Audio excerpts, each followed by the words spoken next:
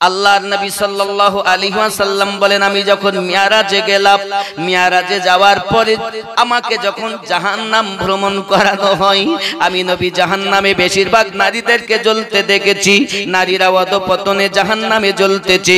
একটা নারীকে দেখি, তার জিহ্বার বলে আপনার কিনা ঝুলানো আছে, দাও দাও করে আগুন জ্বলতেছে।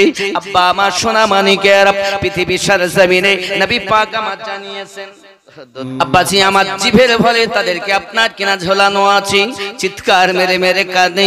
প্রিয় নবী সাল্লাল্লাহু আলাইহি ওয়াসাল্লাম বলেন, এদের এই আওয়াজটা হয় কেন? এদের এভাবে কষ্ট দেওয়া হয় কেন? এদের এমন করে কষ্ট দেওয়া হয় কেন? সঙ্গে সঙ্গে বলা হয়েছে, এই নারী এমন ছিল দুনিয়ায়, যার জবান দ্বারাতে তার স্বামীর প্রতি এমন অত্যাচার করত। স্বামী ভালো ছিল না, শ্বশুর ভালো ছিল না, শাশুড়ি ভালো ছিল না, যার জবানে সদা সর্বদা এমন চিৎকার মেরে কথা বলতো, মনে ব্যথা দিয়ে কথা বলতো। আল্লাহর হাবিব সহিহ বুখারী শরীফের ভিতরে জানিয়েছেন, মুসলমান তিনি যার জবান দি হাত দি কোন মুসলমান কষ্ট না পায়।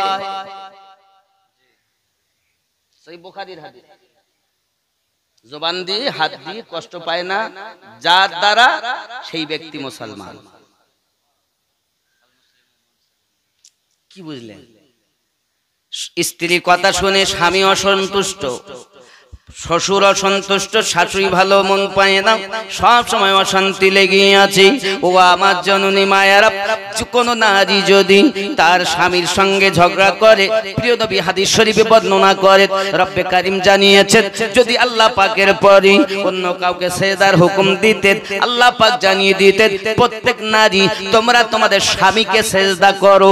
আল্লাহ ব্যতীত যেহেতু অন্য কাউকে সেজদা করা জায়েজ নয়, এই কারণবশত কোন নারী তোমরা আল্লাহ ছাড়া অন্য কাউকে সেজদা করবে না, কোন মানুষ সেজদা করবে না।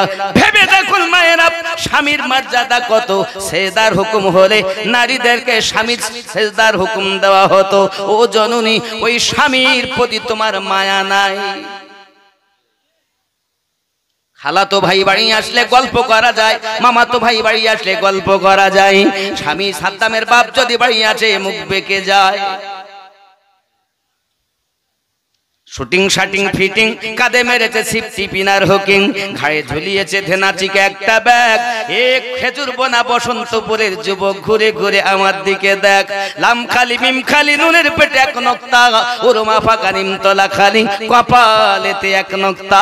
এ কত বড় বিহায়া, এই মায়ের পেটে কখন আশিকে আলা হাজ্জাত জন্ম নিতে পারে না।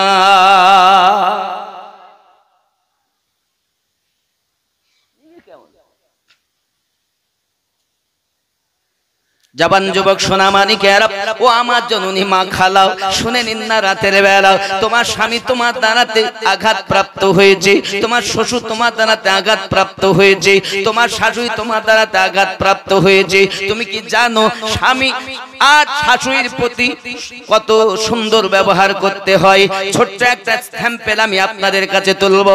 আল্লাহর নবী সাল্লাল্লাহু আলাইহি ওয়াসাল্লাম তার বিবি খাদিজাতুল কুবরা রাদিয়াল্লাহু তাআলা আনহাকে বলতেছেন, ওগো বিবি খাদিজা, আমার দুধমা আমার বাড়িতে আসতে চায়, বলো আমি আমার দুধমাকে আসতে অর্ডার দেব।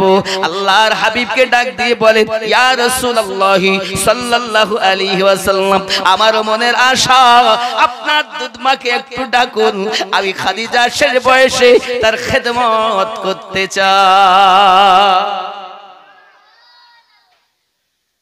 আর আজ শাশুড়ির সঙ্গে বৌমা কথা বলে না, বলে বলে বলে না। আমার কথা রাগ করবে বলো, কিন্তু আমি এখন শাশুড়ির কথা বলছি তো, এরপরে বৌমার কথা বলো নাকি? ছেড়ে দেব, আর বলবো না। বলবো? জোরে বলুন সুবহানাল্লাহ। नूर का सागत, नूर की महक, नूर का छलका जाम मदीना, तुझे सलाम साहिल रहमत पर नहीं होगा कोई भी तशना का मदीना, तुझे सलाम। जोरे बोल। এটা আমার বছরহারি দান, আমি যত বলি তত পরিষ্কার হয়। যখন উঠেছি তখন মনে হচ্ছিল যে আমি পুরো শেষ হয়ে গেছি, আর হবে না। अरे আমি বাঁশের বাঁশি বাজালে বাজি, না বাজালে বাজবো কেমন? যেমন বাজাবে তেমন বাজবো। জোরে বলুন।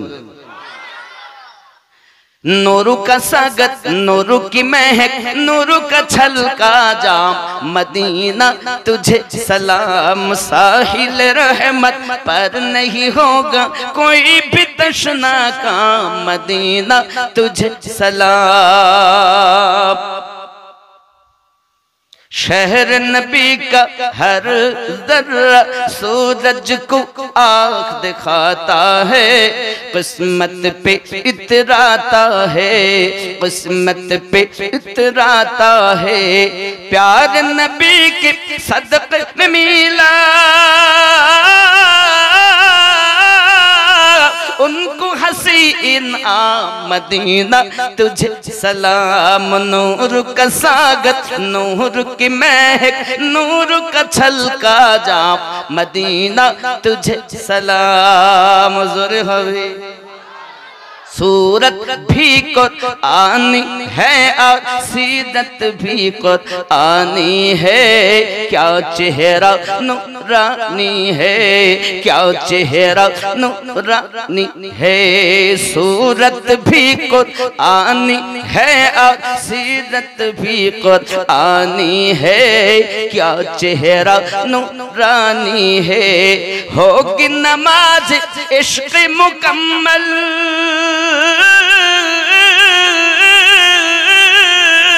कर लो उनको इमाम, मदीना तुझे सलाम। नूर का सागर, नूर की महक, नूर का छलका जाम, मदीना तुझे सलाम। जोर होए रोज महशर का वो सूरज हमको क्या झलसाएगा, खुद ही डूबा जाएगा, खुद ही डूबा जाएगा। क्यों?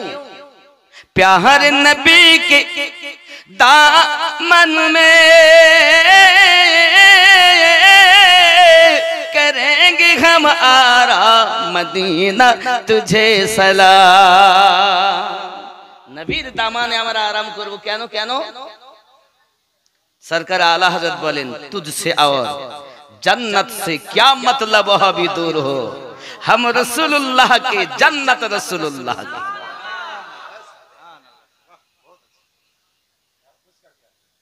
এটাই তো ব্যাপার। আমরা নবীওয়ালা মুসলমান আজ এই জমিনে যদি সে এমন হালাত জীবন দিতে পিছপা হয় না, দেখেছে তো তার। আব্বাজি আমার খেয়াল করুন, পৃথিবীর জমিনে আমরা ইতিহাস অনেক শুনেছি। আমার মা জননী যে কথা বলছিলাম, বাবাও আমার আম্মা জান খাদিজাতুল কুবরা বলেন ঠিক আছে আমার দুধ মায়ের খেদমত করো। এখন আসলেন তিনি, উজুর পানি, খাওয়ার পানি, রাতের বেলা যত সময় না ঘুমিয়ে যেতেন শাশুড়ি খেদমত করতেন। হ্যাঁ গো, কে তিনি? আরবের সর্বশ্রেষ্ঠ ধনী ছিলেন যিনি, আম্মা খাদিজাতুল কুবরা হলেন তিনি। আপনাদের কি বলবো বাবা, আমি যা শান্তি পাইছি ওনার রওজায় যাইয়া।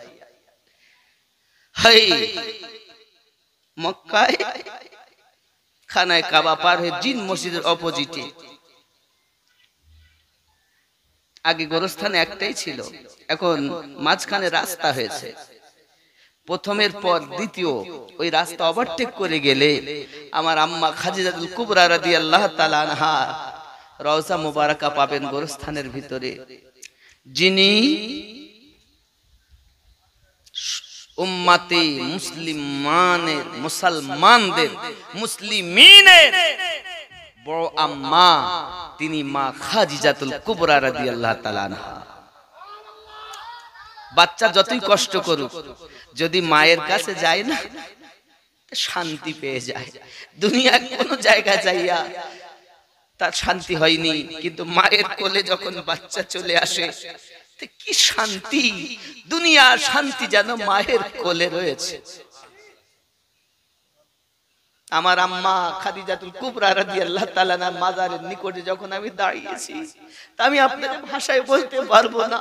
হায় হায়, যে মা সোনার গিলাস, সোনার পালঙ্কে থাকা জননী সব আমার নবী পাকের কদমে কুরবান করে দিয়েছিলেন। যিনি জাবলে নূরে আমার দয়ার রাসূলের জন্য খাবার নিয়ে উঠতেন। আয় হায়, জাবলে নূর, যদি কখনো মক্কায় যান, আল্লাহর রহমত হলে আপনি জাবলে নূর পাহাড়ে যাবেন। এখন তো পাহাড়ে ওঠা ৬০০০ ফুটেরও বেশি উঁচা। এখন তো ওঠা বড় সহজ। আমার মা খাবার নিয়ে কি কষ্ট করে উঠতেন। আমার নবী ২০ দিন, ২৫ দিন, ২৭ দিন, ২৯ দিন পর্যন্ত ওই জাবলে নূরের ভিতরে উম্মতি উম্মতি বলে কাঁদতেন। এ বসন্তপুর খেজুরকোনার মানুষ, কে তোমাকে পাগল বানিয়েছে আমার নবীর জন্য কাঁদো না? তোমাকে তো নবী বলেনি নবী যে কাঁদছে। হাসো কম, কাঁদো বেশি। দুনিয়ায় কাঁদো, আখিরাতে কম কাঁদতে হবে। দুনিয়ায় যত হাসবে তত বেশি কাঁদবে। যে চোখ আমার নবীর নাম শুনে কাঁদে, মহাব্বতে কাঁদে, আহলে বায়াতের মহাব্বতে কাঁদে, সিদ্দিক আকবরের মহাব্বতে কাঁদে, ওই চোখ কখনো জাহান্নাম জ্বালাতে পারবে না। কাঁদো কাঁদো। বাপ মরে গেলে কান্না আসে, মা মারা গেলে কান্না আসে, কিন্তু তোমার কান্না আসে না। তোমার চোখে পানি থাকে না কেন? এত নিষ্ঠুর হলে কি করে? তুমি যে নবীর উম্মত বলে দাবি করছো, সে নবী যে 1400 বছর পার হয়ে গেছে, এখনো যে উম্মতি উম্মতি উম্মতি বলছে। কবরে কি তোমার বিবি যাবে না? বাপ কি যাবে না? সন্তান তাও যাবে না। কে যাবে? যেই তোমাকে কবরে রাখা হবে, নবী কামলিওয়ালা তোমার কবরে তাশরীফ নিয়ে আসবে। আমার উম্মত কি আমার পরিচয়টা সঠিক দেয়?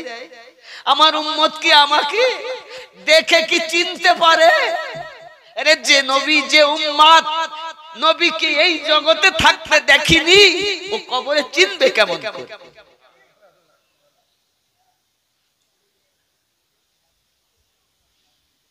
চিনবে কেমন করে? নবীকে কবরে চিনতে গেলে আগে দুনিয়াতে চেনা লাগবে। আর এই নবীকে চিনতে গেলে আপনাকে মুর্শিদে কামালের কাছে বিক্রি হতে হবে। কি করেছেন আপনি? পৃথিবীর সারজমিনে চিরদিন থাকতে আসেনি বাবা। হযরতে আম্মা খাদিজাতুল কুবরা রাদিয়াল্লাহু তাআলা আনহা খাদ্য নিয়ে যেতে লেট হতো। আমার আল্লাহর বড় ভালো লেগে গেল নবী পাকের অনাহারে থাকা। আল্লাহ পাক বলেন, হাবিব অনাহারে থাকছেন, আজ জাবলে নূরে আমি আপনার উম্মতের জন্য 1 মাসের রোজা ফরজ করে দিলাম।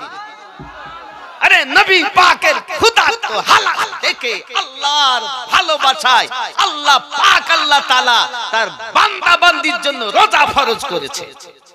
এই আমার বান্দা বান্দি, আমার হাবিব না খেয়ে জাবলে নূরে তোমাদের জন্য কেঁদেছে।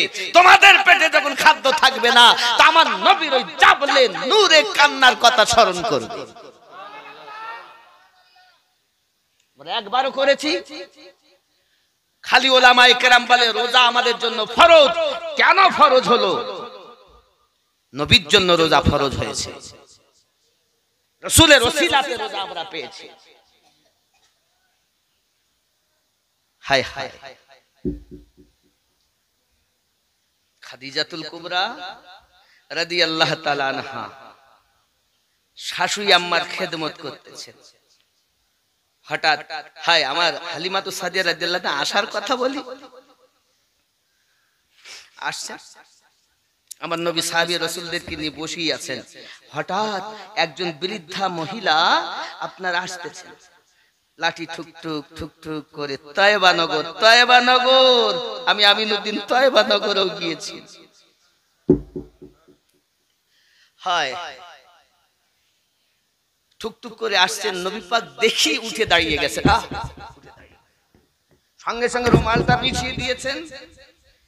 আর সেই বৃদ্ধা মহিলা পায়ে নোংরা, পায়ে ময়লা, লাঠি ঠুকঠুক করতে করতে আমার নবীর রুমালের উপর দিয়ে হেঁটে হেঁটে আসছেন।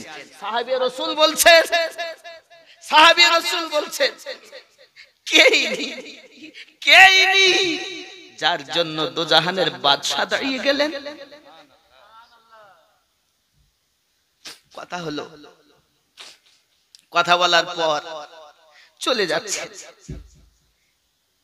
ফিদাকা আবি উম্মি ইয়া রাসূলুল্লাহ সাল্লাল্লাহু আলাইহি ওয়াসাল্লাম, হুজুর আব্বা মা আপনার কদমে কুরবান, আপনি বলুন ইনি কে, যার জন্য আপনি উঠে দাঁড়িয়ে গেছেন, চলে যাচ্ছেন, তাও তার ওঠার আগে আপনি উঠে দাঁড়িয়েছেন।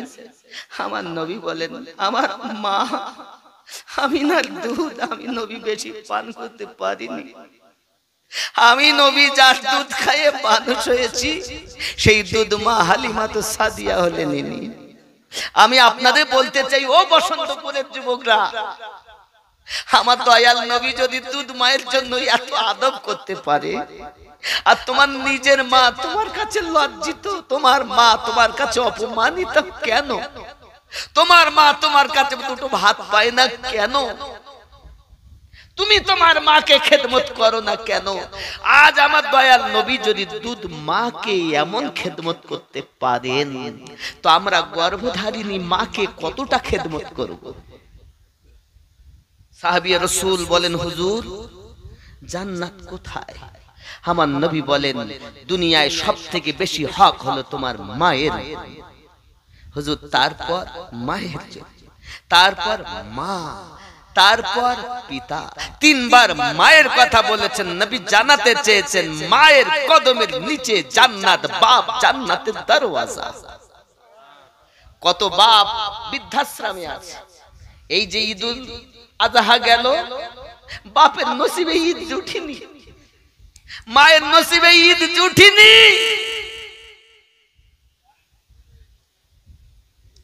কি ভেবেছেন আপনি বাবারা? এখন হালিমাতু সাদিয়া বলছেন, মা, বৌমা আমি তো বেশি থাকতে পারবো না মা, আমি তো চলে যাব মা। তখন স্বামীকে বলছেন, ইয়া রাসূলুল্লাহ, ইয়া হাবিবাল্লাহ, আমার দুধ মা যাবেন, তা আমার দুধ মায়ের জন্য তো কিছু উপহার দিতে হবে। তাইবা নগরে মানুষ জিজ্ঞাসা করবেন, বেটার বাড়ি গিয়েছিল তো বেটা কি দিয়েছে, বৌমা কি দিয়েছে, জিজ্ঞাসা করে না, শুধাই না গো? যদি শাশুড়ি চলে আসে বেটার বাড়ি থেকে দূরে, তা কি তোমার বৌমারা কি দিয়েছে গো, শুধাই তো না, শুধাই না? ঠিক খাদিজাতুল কুবরা রাদিয়াল্লাহু তাআলা বলছেন, আমার শাশুড়ি আম্মা যাবে, তা কি দেওয়া যায়? উনি করলেন কি, টাকা পয়সা যা দেওয়া সে তো দিলেনই, উনি দিয়েছেন 6টা উট, 40টা বকরি। আর আমাদের ঘরে যদি মা আসে, তাহলে তোমার মাকে দিলে হবে, তুমি কি একটাই বেটা, আর কি বেটা নাই, তোমার মাকে দিবা, যত কম দেওয়া যায়। এরকম আছে না বৌমা, আছে না? চলো, তাহলে আমি বুঝাতে চাইলাম, রাসূল পাক সাল্লাল্লাহু আলাইহি সাল্লামের স্ত্রী আমাদের বড় আম্মা শাশুড়ি মাকে এমন করে খেদমত করেছেন, যত সময় শাশুড়ি না ঘুমাতেন তত সময় খাদিজা আম্মা ঘুমাতেনই না। স্বামীর খেদমতের কথা শুনবেন। আমার আমার জননী মায়েরা ভালো করে শুনুন, নবী দো জাহান সাল্লাল্লাহু আলাইহি ওয়াসাল্লাম একদিন আম্মা আয়েশা রাদিয়াল্লাহু তাআলা আনহা কি কথা প্রসঙ্গে বলতেছে, খুব খাদিজা রাদিয়াল্লাহু তাআলা আনহার প্রশংসা নবী আমার করছেন। আম্মা আয়েশা বলছেন, হুজুর তার হলো 40 বছর, আপনার 25, তার বার্ধক্য আপনার জওয়ানি। এই কথা যখন বলেছেন নবী আমার কলিজায় ব্যথা পেয়েছেন। সঙ্গে সঙ্গে বলছেন, আয়েশা তুমি আমার খাদিজাকে বৃদ্ধা বলবে না, কারণ তোমরা আমার সুখের সময়ের বিবি আর আমার খাদিজা হলো দুঃখের সময়ের বিবি।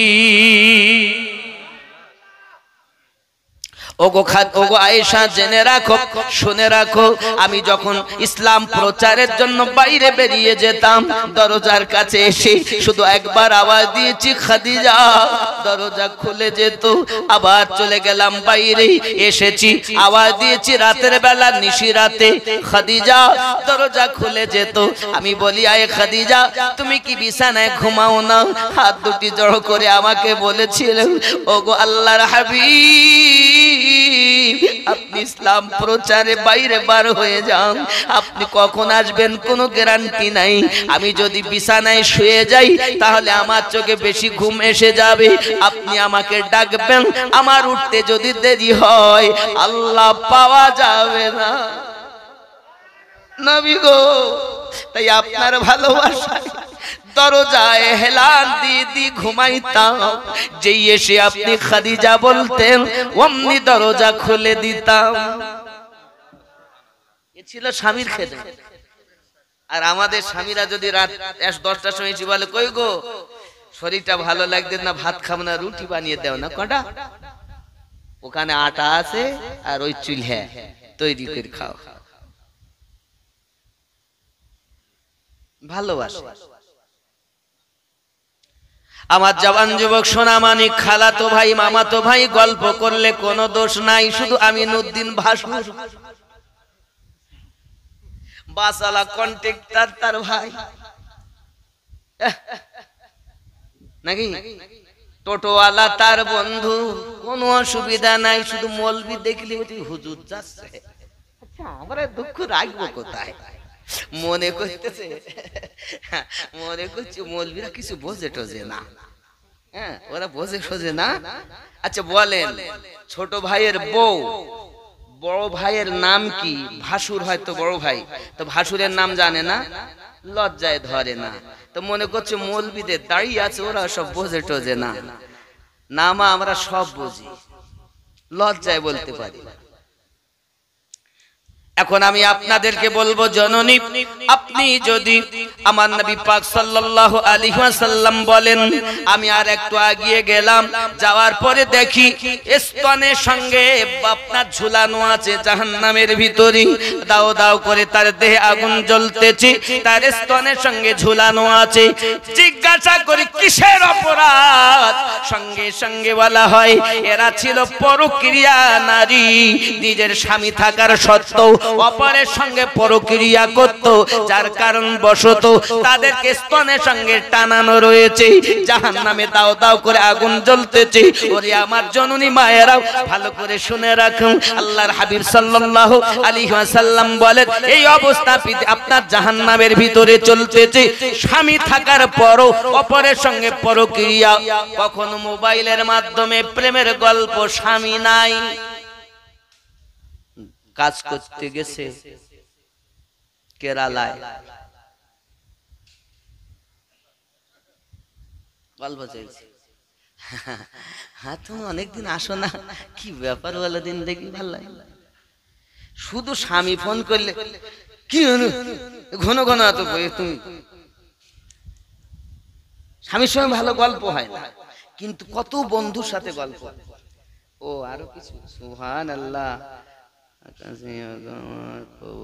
ওরে বাবা, কবর ভাঙা মাটি, ওটাও খুব টানের গজল। আর আমার এদিকে তো যেমনি আমি নিজে শেষ, তাও দুই একসময় টেনি টেনি বলতেছি, আপনাদের মায়া।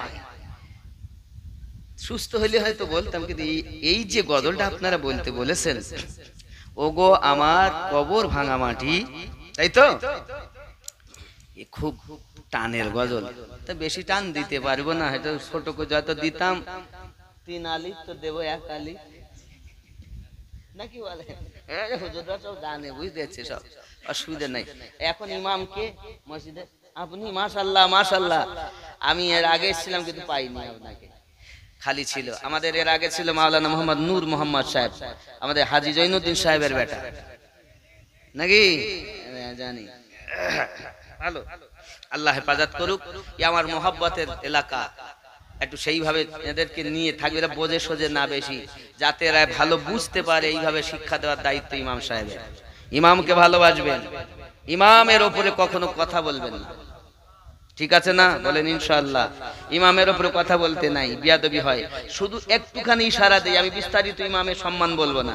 ধরেন আসরের নামাজ পড়ি, বসেন না অনেক সময় ঘুরে, আসরের নামাজ পড়ি কেবলামুখ হয়ে বসেন তো, মানে নবী পাকের রওজার দিকে ফিরে বসেন তো ইমাম সাহেব, বসেন না? ফজরের পরে আমরা 5 ওয়াক্তই আমরা বসি, তারপরে আসরের পর একটু সময়টা বেশি নেওয়া হয়, ফজরের পর একটু বেশি নেওয়া হয়, তাছাড়া বেশি সময় নেওয়া হয় না, কারণ আসরের পর একটু বেশি বইয়েছে, একটু দেরি হচ্ছে।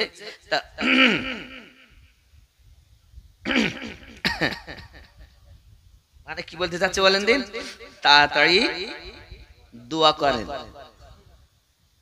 এই করে গলা খাখার দেওয়াটাও মুক্তাদির জন্য আদবের খেলাফ, জায়েজ না। ফতোয়া দেওয়ার অর্ডার আমার নাই, কদমে হাত রেখে বলে আমি মুফতি নয়, আমি ফতোয়া দিব না, এটা আপনার বুঝানোর স্বার্থে বলছি, এটাও ঠিক না, এটা আদবের মামলায় যাই বলছি।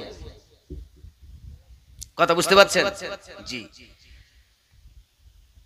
ওগো আমার কবর ভাঙা মাটি,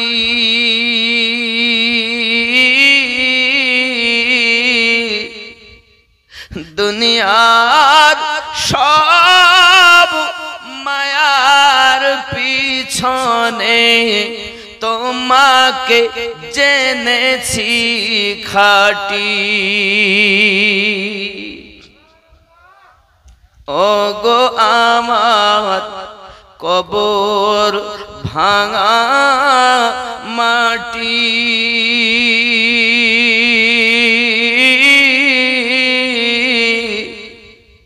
দুনিয়ার সব মায়ার পিছনে তোমাকে জেনেছি খাঁটি। কবে তুমি হায় ডাক দিবে মোরে,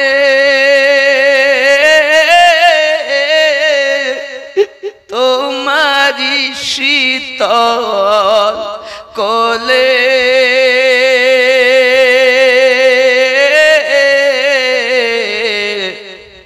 তোমারি বুকে শুয়ে পড়িব বিশ্বের মায়া ভুলে। রবে না সেদিন পিতার আদর,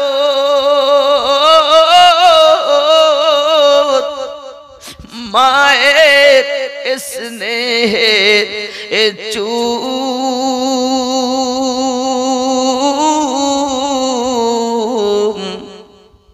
তোমারি বুকে শুয়ে পড়িব নিরালানির ঝুম, পেতে দিবে তুমি ধুলির আসর, জানাবে আদর কত,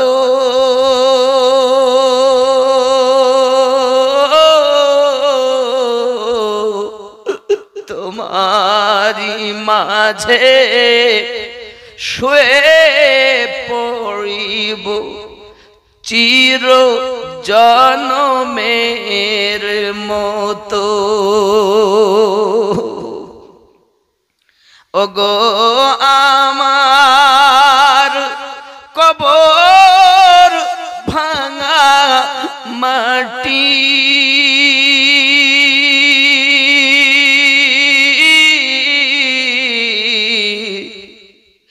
দুনিয়ার সব মায়ার পিছনে তোমাকে জেনেছি খাঁটি। আল্লাহুম্মা সাল্লি আলা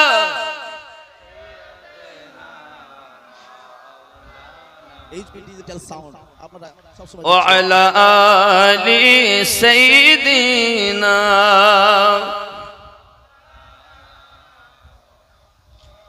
সাল্লু আলা মুহাম্মদ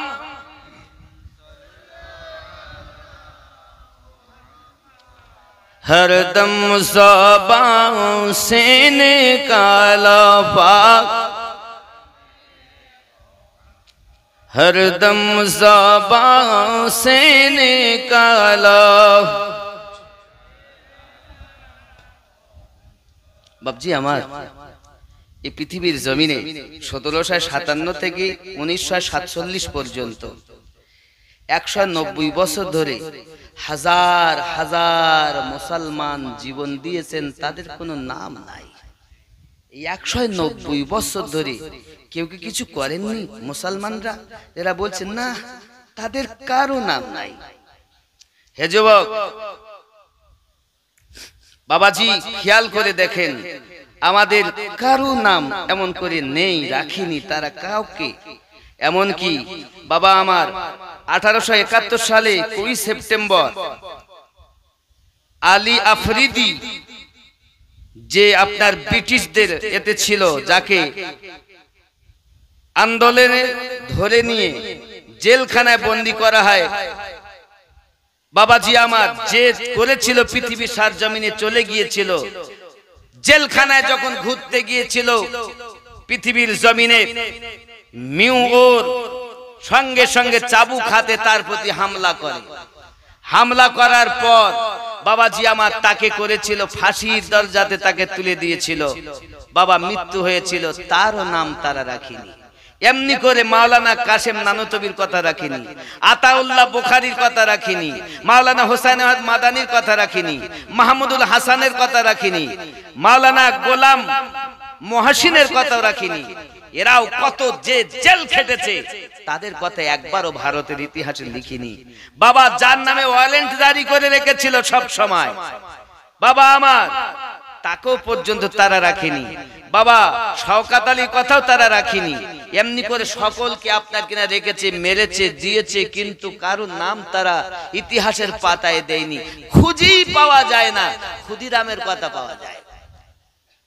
বাবা আমার পৃথিবীর জমিনে নেতাজি সুভাষচন্দ্রের কথা পাওয়া যায়, মাতঙ্গিনী হাজরার কথা পাওয়া যায়। তো যে বসুর কথা আপনি বলছেন, নেতাজির কথা বলছেন, এই নেতাজি যার পরামর্শ ছাড়া চলতেন না, তাদের কি অবদান, তাদেরকে হত্যা করা হয়েছে, তার কথা লেখা হয়নি। কি ইতিহাস পড়ছেন, আর কিভাবে আপনার আমার সন্তানেরা জানবে? ইতিহাস জানতে গেলে নিজেকে ইসলামিক ইতিহাস রিসার্চ করো, দেখো চাইয়া ইসলাম ইতিহাস কেমন। খালিদ বিন ওয়ালিদ রাদিয়াল্লাহু তাআলা ছিলেন বীর পুরুষ, নবী সাহাবী, যাকে আল্লাহ সাইফুল্লাহ বলা হতো। ইসলাম ইতিহাসের মধ্যে আল্লাহ পাকের নবী একটা যুদ্ধের বর্ণনা দেন, যার যুদ্ধটার নাম ছিল মুতার যুদ্ধ। এক যুদ্ধতে 3টি সেনাপতি নিযুক্ত করেন। মায়েরা মন স্থির করে ঘটনাটা এবার শুনুন।